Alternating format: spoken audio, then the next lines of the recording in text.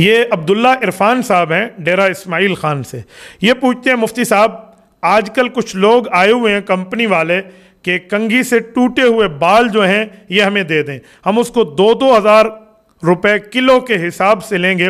شرعی طور پہ یہ کنگھی والے جو بال ہیں ٹوٹے ہوئے یا کنگھی میں پھنسے ہوئے, تو ان کو بیچنا, ان کی خرید و فروخت کیسے ہے؟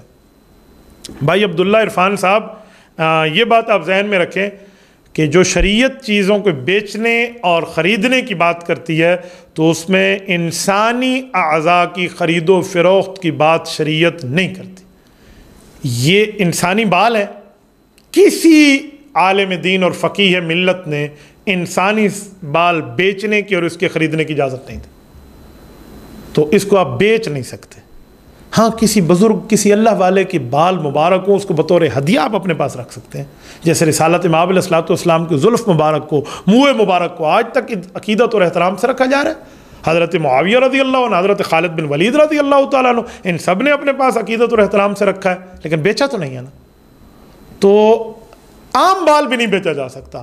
ہمارے فقہا نے, شامیہ نے اور باقی فقہا نے یہاں تک لکھا ہے کہ کافر بندے کے بال کو بھی آپ نہیں بیچ سکتے. کیوں؟ انسانی تکریم ہے, انسانی عزت ہے. تو آپ ان بالوں کو آگے فروخت کرنے کے معاملات میں, بیچنے کے معاملات میں اس طرح آپ آگے نہیں جا سکتے. اس سے آپ کو شریعت اسلامیہ نے روکا. تبارك الذي نزل الفرقان على عبده ليكون للعالمين نذيرا.